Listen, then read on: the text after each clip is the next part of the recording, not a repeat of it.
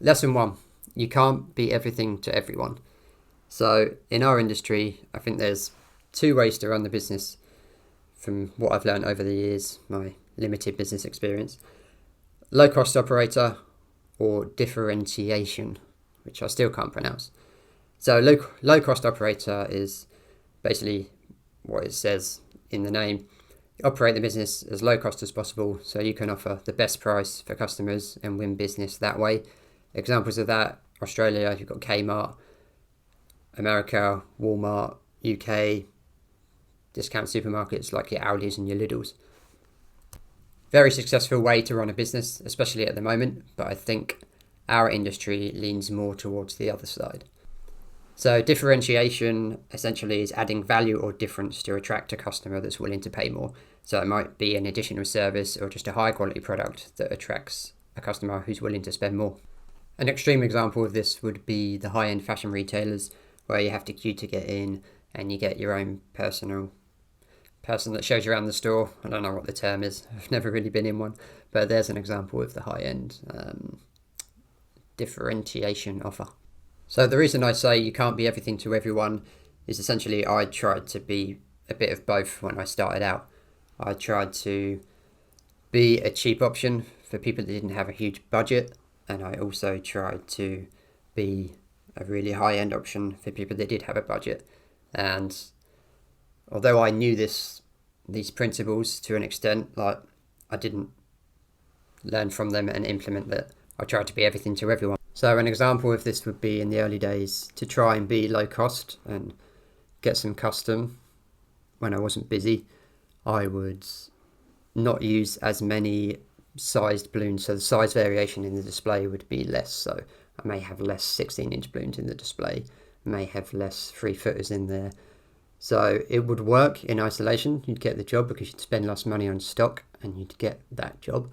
But then let's say you'll actually down the line want to attract a client with a bigger budget. They would be looking at an image gallery of displays that had less size variation in them, didn't look quite as high end, therefore they wouldn't be attracted to my business.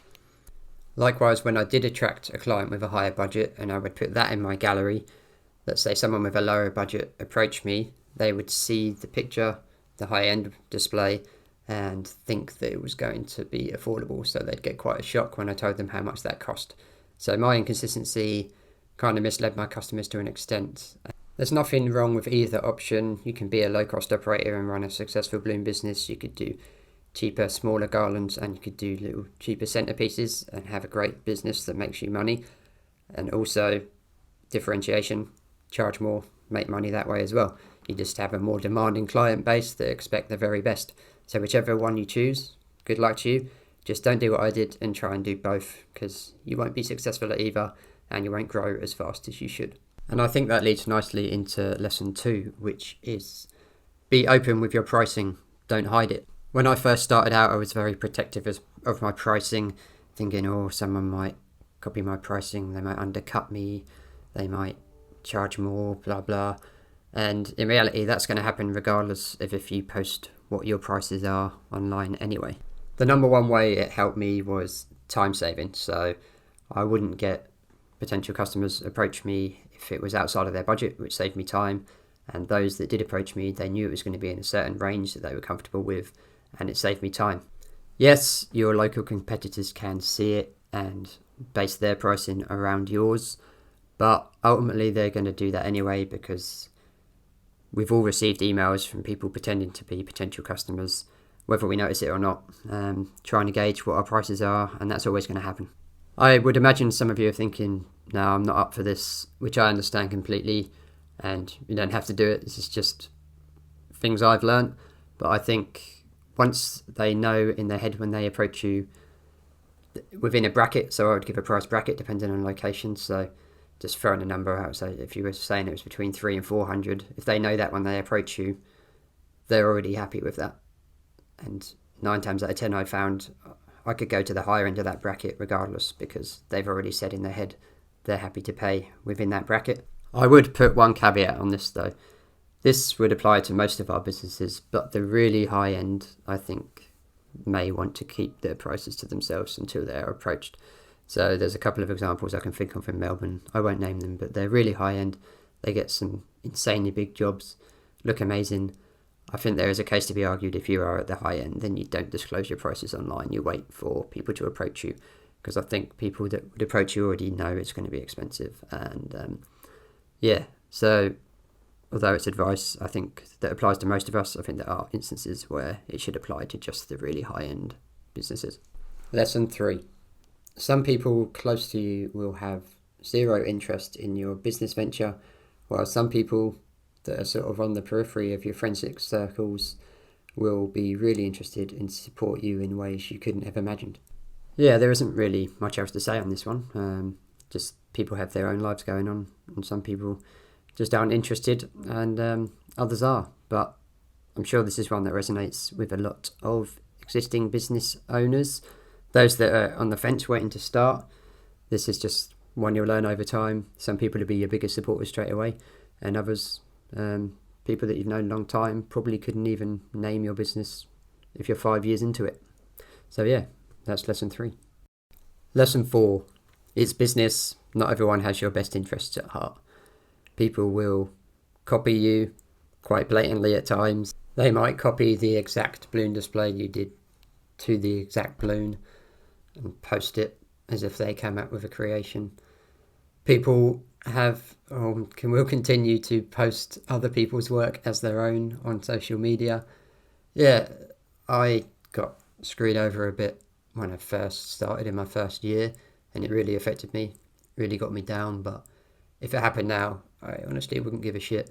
Like, you just take it on the chin. If people are copying you, you're doing something well. Like, there's a finite amount of truly innovative people that come up with ideas in this industry.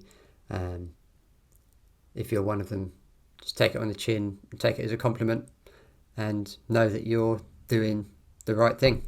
Lesson 5. Get the best balloon pump you can, or inflator, if that's your preferred term. I have nothing against the pink pump. I love the pink pump. The pink pump lasted me 2.5 years.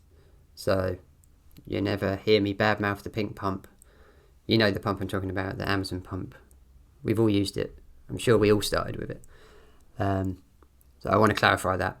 I'm not throwing shade on the pump, the pink pump.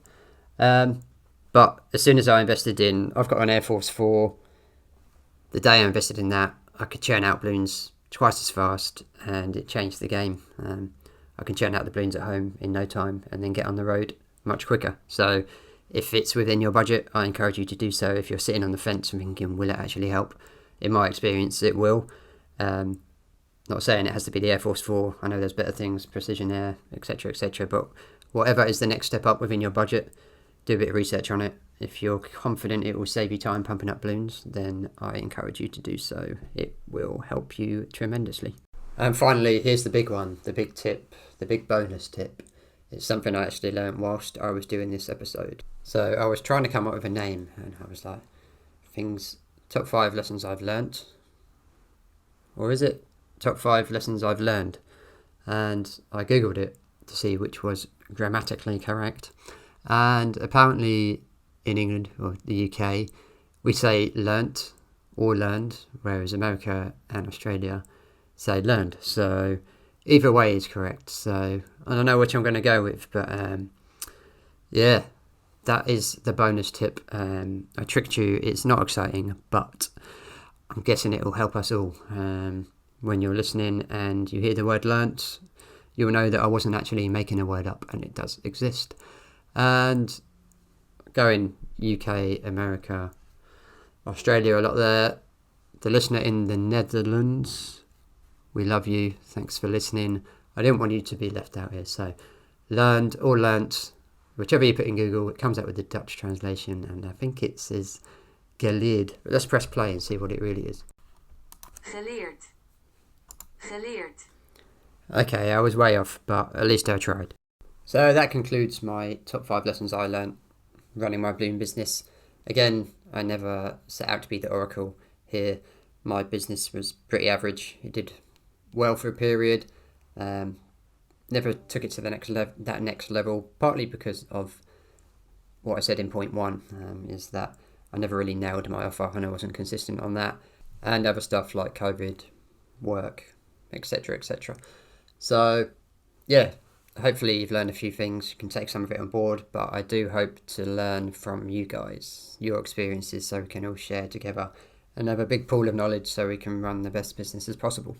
Thanks very much to all of you again for listening. I really do appreciate it. We are steadily growing. We're starting small, but we are growing, and I love you all for it. Thank you very much. I have another interview lined up with a balloon business from the UK, and that will hopefully drop in a few weeks' time. So thanks again, and I will see you again soon.